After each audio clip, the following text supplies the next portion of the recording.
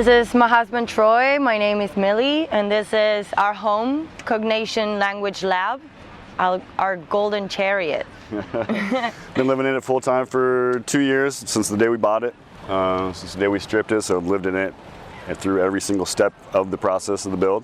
Yeah. More than a home. Yeah, it's comfortable. It's getting way more comfortable as we build stuff, actually, because at the beginning it was a little rough. We slept on hammocks, and yeah, we grew up with the bus, which is nice. We actually got married in the bus. That's true. In February. We did. It was so nice. It was like the christening of the bus for us. Yeah. Yeah, it was cool to share, to actually build the walls, kind of insulate our walls with all of our most special people inside the bus. You know, got married, did the thing between us, and just created it. You know, threw all that love right into it, into the insulation, everything, and so. We're so corny. Yeah, carrying it with us, you know. Yeah.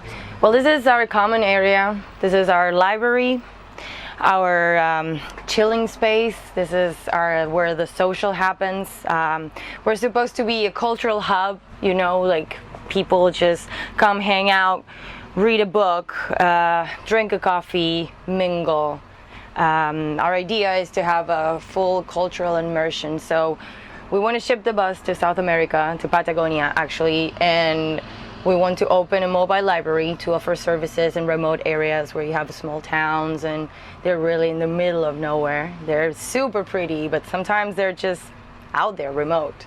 So we want to be able to open our doors and have people come in, read books from all over the place. We're trying to gather as many as we can and actually offer English lessons to kids, get in touch with schools. We want to give back because we want to take from them as well, right? Because we're bringing travelers, and so we want to create a bridge, because that's our whole idea. We want to be a cultural bridge between the Americas, because our goal is to show people that we're all pretty much the same, you know, and language barrier is just a little barrier that you can just jump and then you're all good, right? English is not my first language, so if I get a little weird with the vocabulary, just bear with me. I speak Spanish, I'm doing my best. So right now we have 550 books. I'm really proud of that because we gather all these books from donations from, I don't know, Goodwill or just book sales that we randomly found, and we're really getting into classics. Our goal is to have 1,000 books at least, so we're able to actually provide a service, like really have a serious or decent amount of books to share, you know? So we accept donations, donations, and we have 2 Murphy beds. This is also a couch/bed, so right now we can have 3 students with us, right? And we feel like it's a comfortable space, it's a big space. We just had this bar done by this guy, he's amazing. So we have this chilling space, it's new and really opened up the area so much. Fits my sewing machine, the computer, and all kinds of stuff, yes. Yeah, I got the outlets, well, one outlet here, you know, for easy access kind of desk. You need to have a big, nice desk space for actually classes to, you know, take place in. Yeah, so this is the common area. We thought when we were building the bus, our main goal was to share it, right? So we're just a part of the bus. We're not, it's our home, but it's a little more than that, you know? So that was what we had in mind, actually. Yeah, kind of a community cultural center, language center. Exactly. Yeah. So we have our wood stove over here. Kept us really warm during the winter, the gnarly Pacific Northwest winter that I'm still trying to get used to. And yeah, it was nice. The only thing was like, who's starting the fire in the morning? So we would just have a stare contest, like it's your turn, no, it's your turn. But yeah. Yeah, that's our main source of heat. Our roof is whiteboards because we believe in just getting ideas out of our head and into the whiteboard, just having that there you know. And now we have all these messages from people who were at the bus fair yesterday. A lot of love. We had a lot of love. It's amazing. So much great. So many pictures, you know, like people like drawing, I think, more than writing. So like 3 or 4 little buses. It was nice. Keeps it clean. The white, I like the white, open, clean, kind of classy classroom feel. You know, Yeah. Obviously it's got its function as well, but aesthetically it was pleasing to me. And as the build went through, you know, this wood kind of takes us back to, as you'll see, kind of a flow. Kept the flow going. Hey, it was a success. People loved the whiteboard. Yeah, they enjoyed it. They really liked it. Yeah, we also have like little blackboards all over because I guess you can never have enough, or I don't know. I think you went a little overboard. Just maybe a little bit. Yeah. So yeah, this is our common area. This I like plants. I like to keep it as green as possible. I thought I was going to kill all my plants because they all have their little personality. Doesn't look like it, but they all, yeah, and have different needs, so you have to keep up. This is actually a bay leaf, and It's gonna get big. it gets really moody. But yeah, we just throw the plants in the sink, you know. Yeah, we put the plants in the sink. We secure them when we're traveling, actually, so they don't fly away, so we don't have any casualties. Yeah. So yeah, the space is really, it's designed for, you know, like I mentioned earlier, 4 or 5 students to travel with us. The package idea that we'll be selling is a Monday through Friday, 5 days intensive language course with the hikes and the tours and the climbing and the activities. And they'll stay with us. Accommodations are provided, classes. And so at the end of Monday through Friday, at the end of Friday, we'll kick you out of the bus. And hopefully at that point, the students will have enough of a base as to continue on traveling, you know, on their own, have enough linguistic base to feel confident that they can continue to travel. And tips, tricks, knowledge of the area, South America, and so when they leave, they can, you know, it's trying to push that confidence so they can go on and do it themselves. So I guess that's my job as a Spanish teacher, is to provide that base and so that they get to that point. So basically what we did with this business was mix all of our passions and try to come up with a living, right? So we love traveling, we're nomads, we need wheels on our house, that's what we realized. And he's a teacher, he's passionate about language, he's a language nerd, I'm a book nerd. We just love adventure, the unknown. So we came up with this. We feel like, I feel like this is a kind of a social project. I feel like we can really do something. We're not gonna get rich for sure, but we are going to have a relationship with the areas that we're going that is gonna be meaningful to us, and it will feel like we're having like an exchange. I think the whole philosophy is based on the fact that we believe in language as something that can draw us all together. Obviously, if we can communicate to each other, it's going to help us kind of grow our worldview, create empathy. I think if we can just create a little bit of empathy, and our tool is language acquisition, you know, helps us sleep better at night, I guess. Yeah, this bar is primarily for, I would say, for students, for works. It's a desk space, big enough for writing your novel or get your laptop. You know, we've got printers, so we can just kind of spread out and have a nice, efficient workspace. It's big. These will eventually be 3 bar stools, so we can have 3 students here independently working in the class. You know, yeah, we've got the electricity that's hooked up there, so you can charge on it. Obviously, one of my favorite little magical sharpeners. It's my favorite little touch right here, and I love this thing. But yeah, it's really, we just needed a nice big open space to work.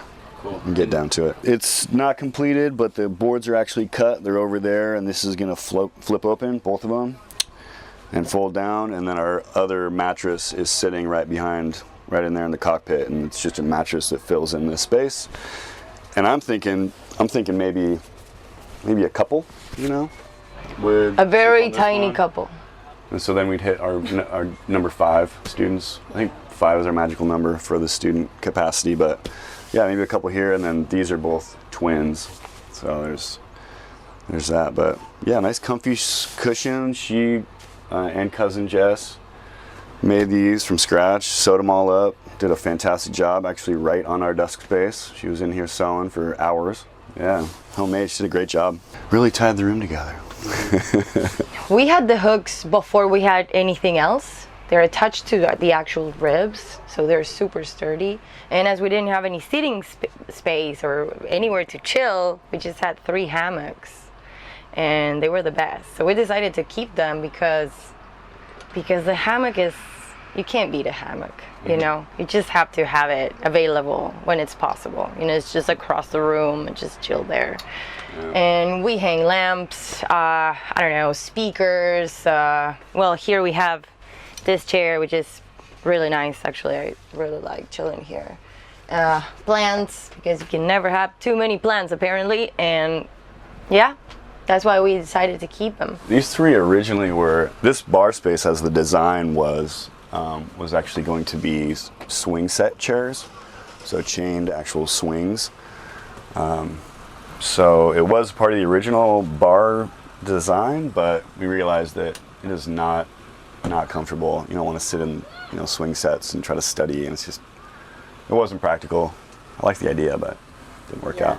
So anyways, yeah, we kept them all, and it was one of the first things. I mean, building this bus from scratch, you know, as a thermos, essentially, just an open metal can, had to have a place to sleep. So yeah, as the construction of the bus happened, we kept moving, you know, back and forth and shifting around, and for a long time, this is where we slept, actually, in the hammocks, and slept all over this bus. Yeah. Everywhere there wasn't mess or construction or debris. I mean, we had for 6 months, because it was raining so much in the winter. Last winter we had like a little, you know, a couple runners, and we had all of our lumber hanging off of these just to keep it dry. So all of our fence boards and everything we had just to keep it. So it was just, you remember that? Just this huge block of wood taking up this whole area. Yeah, it was fun. It's funny. The whole evolution of the build and living in it has just been so wild. I don't think there's anything different that I would do in this space, because it was designed for a very specific purpose, and so around that concept of the classroom is how everything became very specific. For our next bus, yeah, I mean, we have a different idea for the second bus, which will be a lot more living space. When you walk around these Skoolies out here, it's like the stable bed, the stationary, non-moving bed. Oh my God, I want that bed. Yes. Is what I would love. You know, you'll see that, but that would be the only thing that that's my only complaint in this space, you know? Yeah, we sacrifice our own comfort in order to have more people here, so. To offer the service. So every time we're on the road, for the books, what we do is we have these little chains here.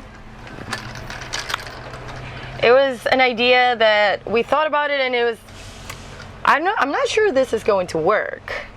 So we tried it, hoping for the best and really keeping an eye on it on the first 50 miles to see what was going on. And it holds amazing. We didn't have any casualties. Of course, some of the things that are loose, like all this, we put it in the actual library or we put it in the storage space. But the actual books that are here, they don't go anywhere. These little things work like magic. Mm-hmm. Yeah, and these ones that are vertical, we just packed them real tight. Yeah. And but yeah, all those, it was perfect.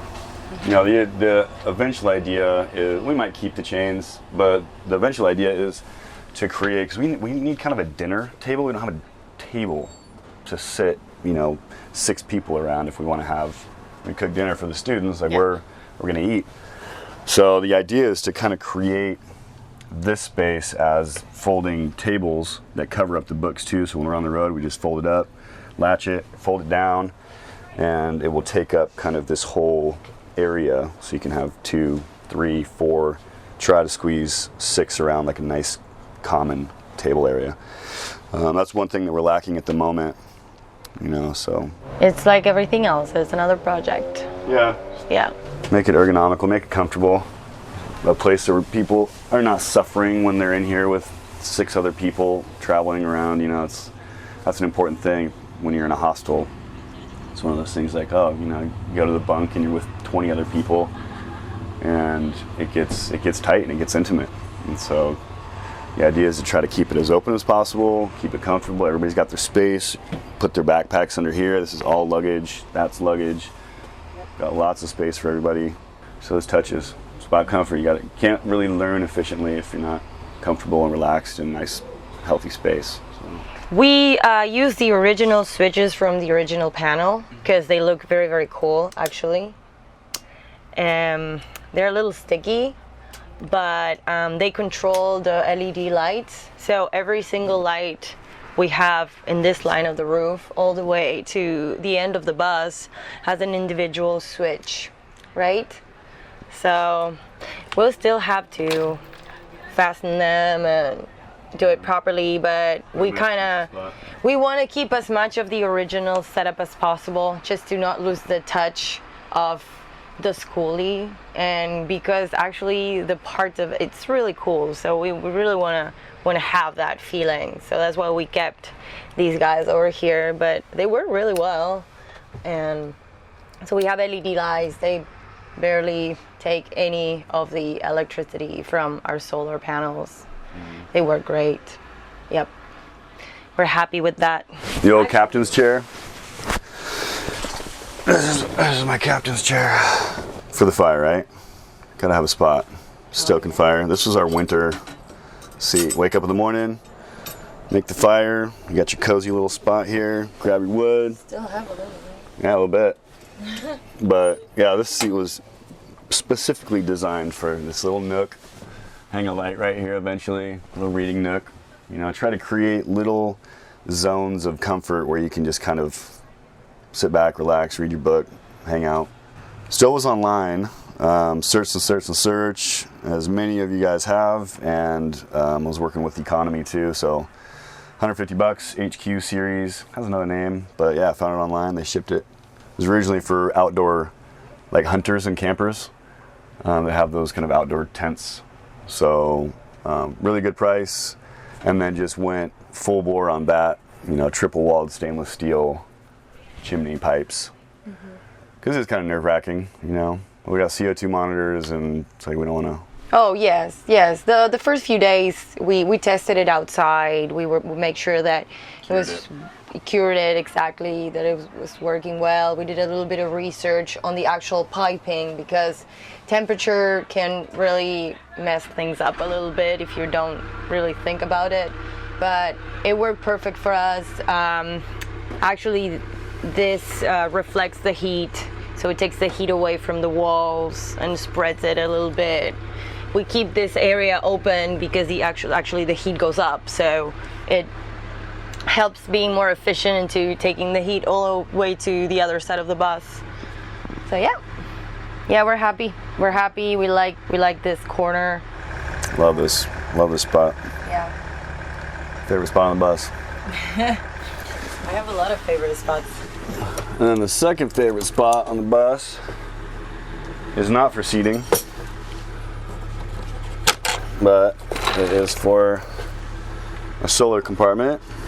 That's where we got all of our electricity, all of our 12-volt distributions, our fuses, on-off switches, controller, our 1500 watt inverter that does the trick, and all of those lines run down into the outside compartment where the batteries are. Got the North Star 170. I think each one is 170 watts. We've got 3 of those amp hours, so 550 amp hours total with 420 watt solar panels on the top, which is ample. We have no problem. We're sitting at 100% on our trimetric battery monitor, which is phenomenal.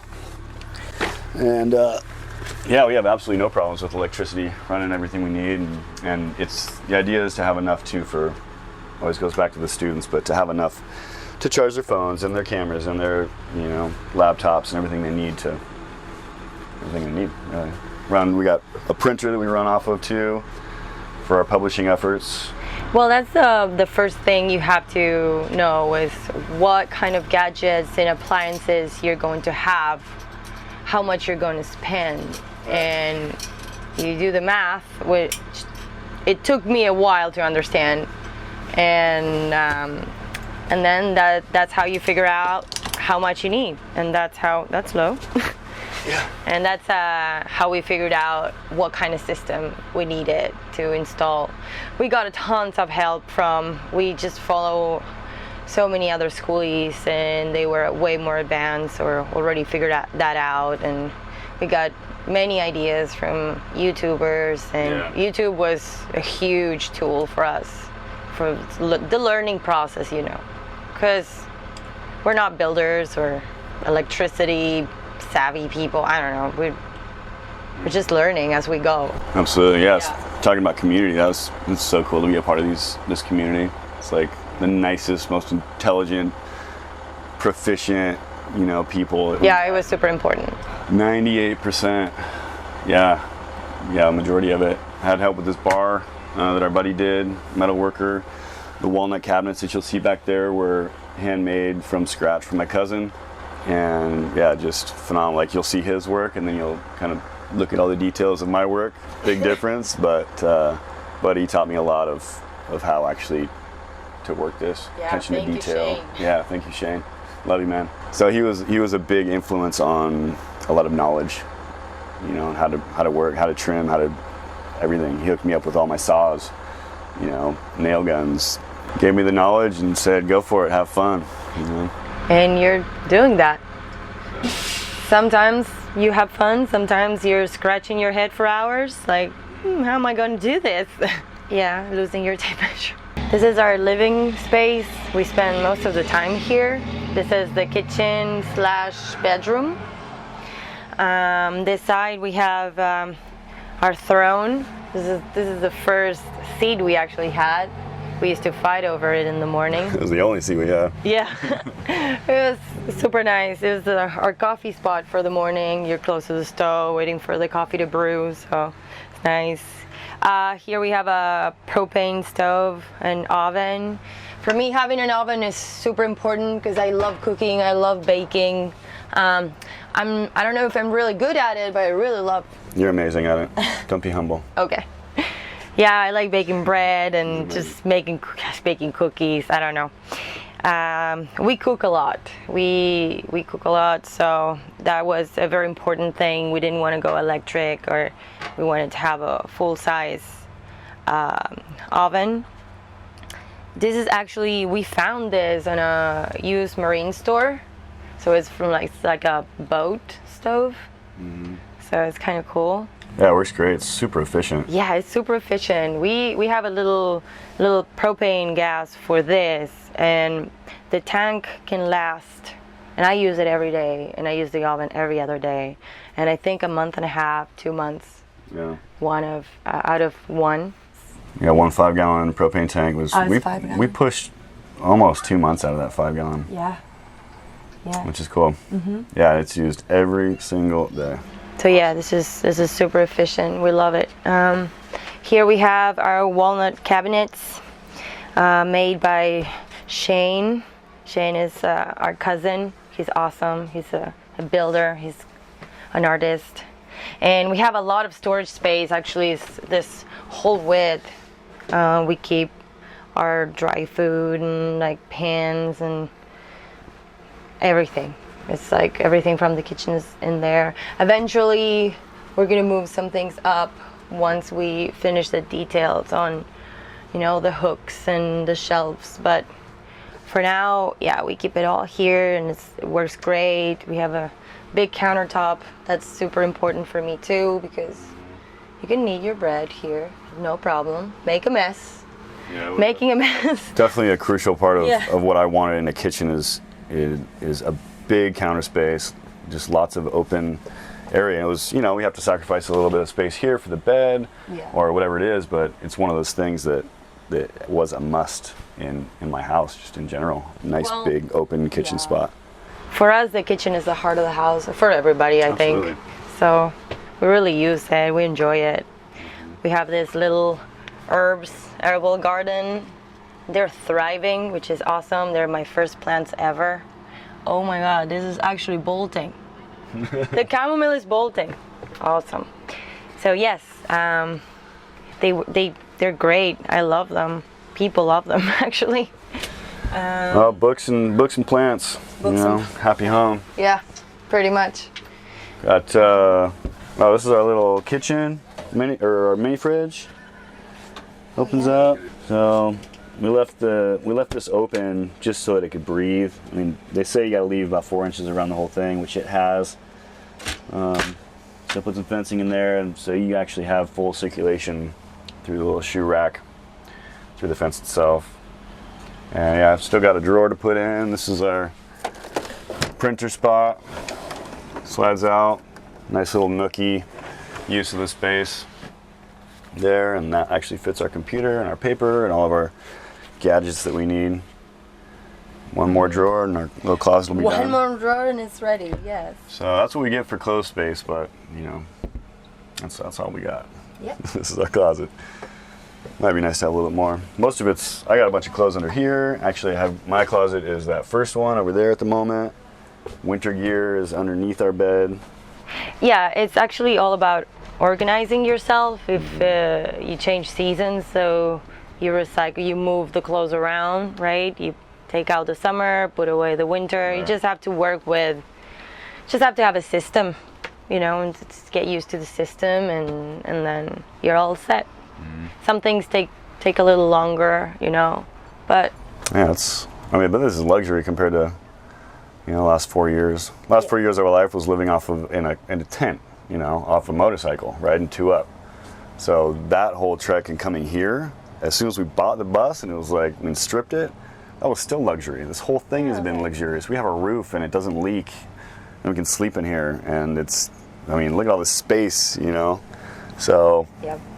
And now we're just this is full on castle style for us. Sheets. That is one thing about the bed. I keep coming back to the bed because it is a little bit of a pain for me. It's 2 minutes really. It doesn't take anything. But all of our sheets go in here. So every day we gotta, pull the sheets out, make the bed. Like I said, it's super simple. Slides right out. This is our frame. So 1, 2, all those pull out, and done. This just folds down into both of them. It's about like a queen size, more or less, maybe a little smaller than a queen size. Ample. It's ample for us. It works really, really well. I mean, yeah, king size are nice, but yeah, this works. It's comfortable. We get a good night's sleep. Mm-hmm. More switches. Switches. I don't know what else. Well, we have shelves. We're trying to take advantage of all the aerial spaces that are kind of dead. They don't do anything. So that's why we're building all these shelves. So we're trying to create more storage in places where we are not gonna bang our heads or things like that. So that's why we have so many shelves. And like she said, this is kind of dead space. It's that weird, the death arc, And so to be able to utilize this, that so many people have done spectacularly. And so yeah, this is all going to be open, anyways. And we've got, since it's a mobile library, we've got more space for books because we're going to need it. Trying to double up our inventory. Yeah. So this will eventually be all full of books. This will be all full of books up here, as it goes. So it actually has an authentic feel of, whoa, I'm in a full-on library right now. These people have books. Yeah. Yeah, we still need to finish our countertops. This is not the actual finish. We're still thinking about what style and what materials we're going to use. So some things are, as I said before, a work in progress. Always and forever. Right? Just a little bit. But yeah, the ceiling is 2x6s that I got out in rural town with Shane. Went and picked up a whole bunch of 2x6s for $25 from the guy, and spent the next 6 hours ripping these down in 1/8.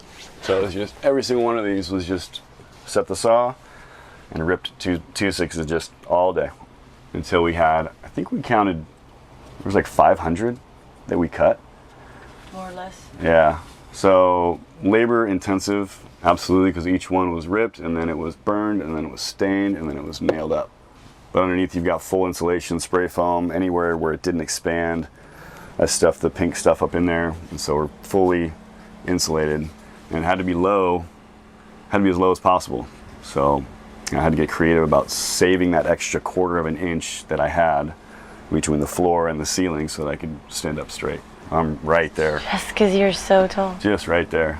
Now look, I got 1/8 inch here and 1/4 inch here and 1/8 inch there, which leaves me with exactly 1/4 of an inch of headspace. Well, we have a very big sink, which is nice.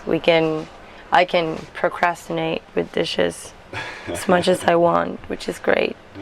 And we like the industrial style or vibe, so we decided that we wanted to play with pipes a lot. So we got all this galvanized, a little bit of copper, like all these joints, and we decided to create like a whole net here.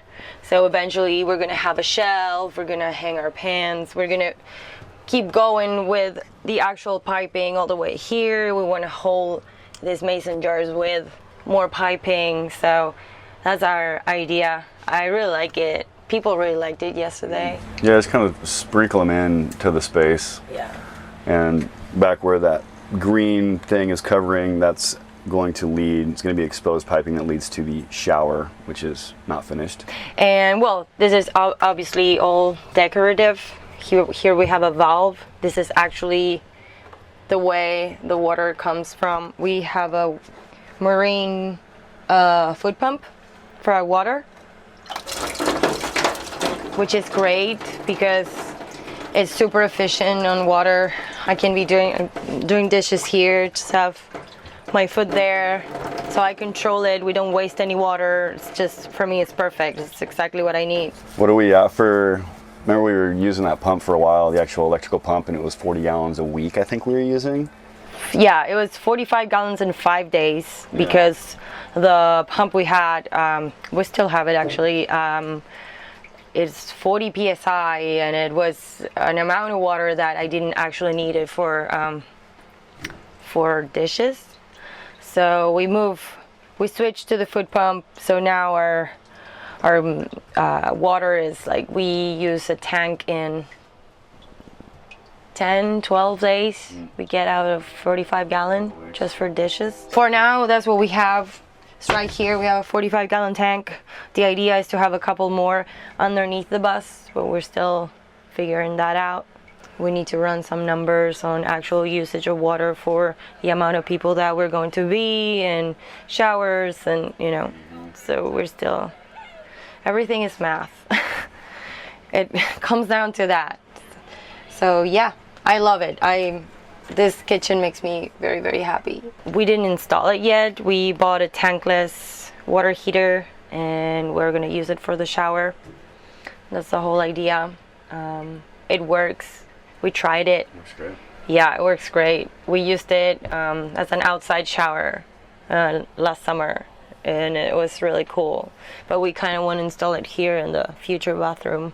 This is our kitchen. Yeah, lighting was an issue in the kitchen itself. Like when these lights are on, it creates, I might change that actually. You'd asked me if I would change something else. I'd probably change the lighting.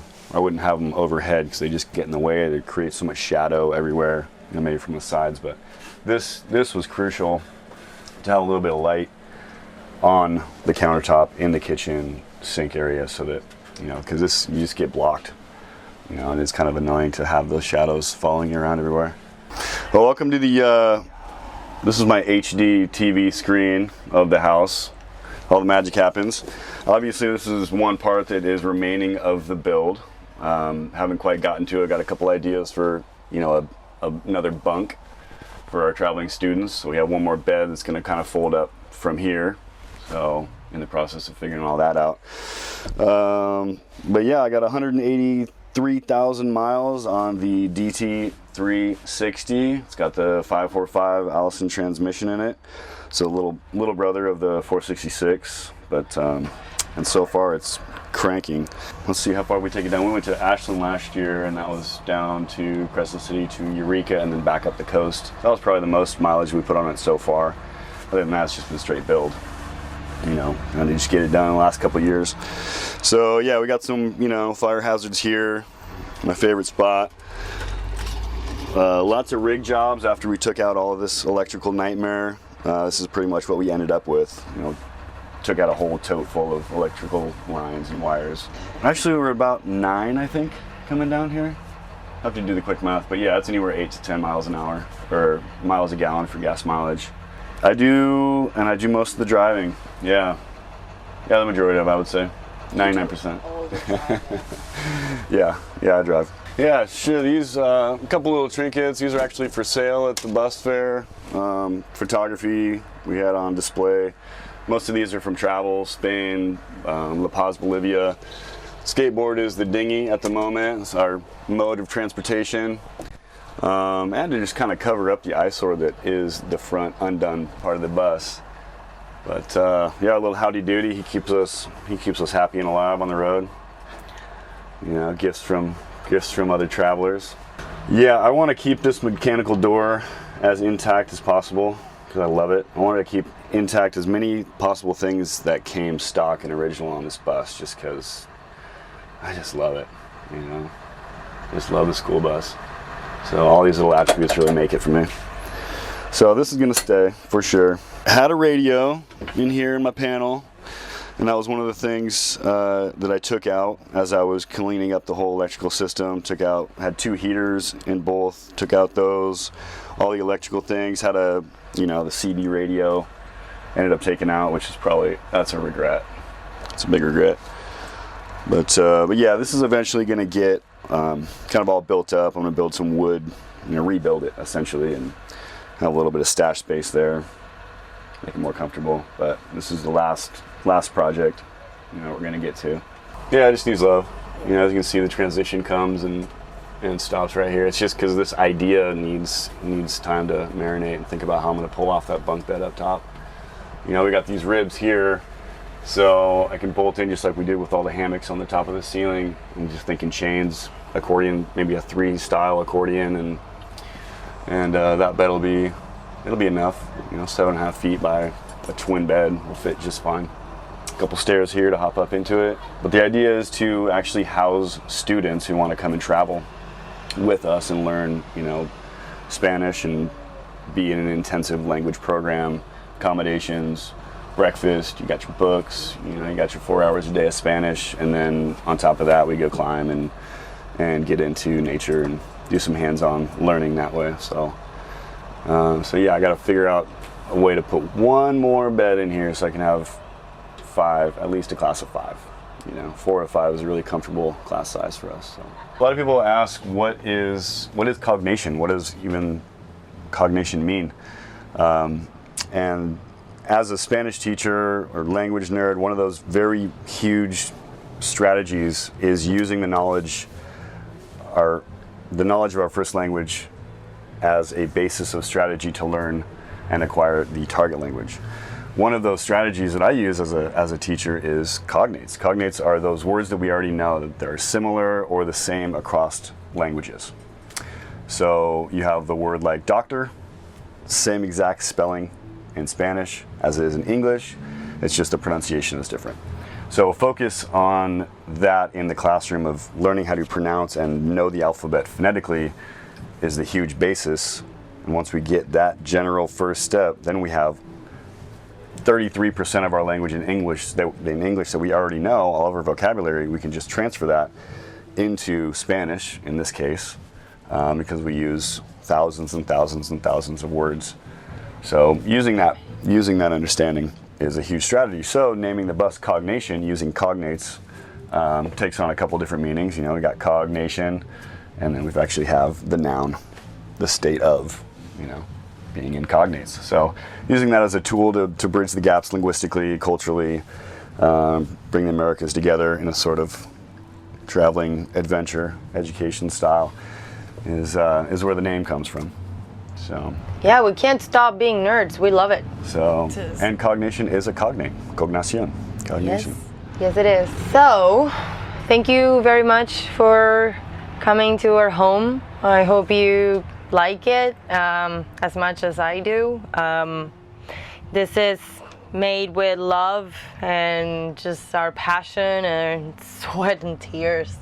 It's just it's a dream. It's hopefully with this we can give something back, because we took so much a person as a traveler, so we want to be able to have some retribution, you know. We have a lot to give back because we have gotten a lot of joy and a lot of meals from the generosity on the road that people have given us, and that's a great segue into taking the opportunity to just thank these people that have kind of gotten us to this point. You know, without this whole community around us, all these people that we met this weekend, this phenomenal encounter was. I just need to throw out a huge thank you to all of you guys who have gotten us to where we are right now. So, definitely. It's a big part of it. You know, it was a huge part. So thank you guys. We love you. Yeah, thank you very much. If you have any questions about anything, about the program, about Spanish, you want to do private Spanish lessons, you want to come hang out, share a mate with us, drink some coffee, you got some books to donate. Anything about the build, you can find us at cognation.schoolbus on Instagram. Website is Una Costa Productions. That's where all the zines, our self-publication, literature, poetry magazines go through that. All of our travel stories are there as well, and Cognation is kind of the understorage of the education part of Una Costa Productions. If you have any questions, if you want to build a Skoolie and our little knowledge or experience can help you guys, or anyway, if you want to jump in and learn Spanish and go into an adventure with us, go ahead. We're waiting for you. I'm Troy Newton. And I'm Millie Garcia Paz. And this has been Cognation School Bus. Yeah, thank you.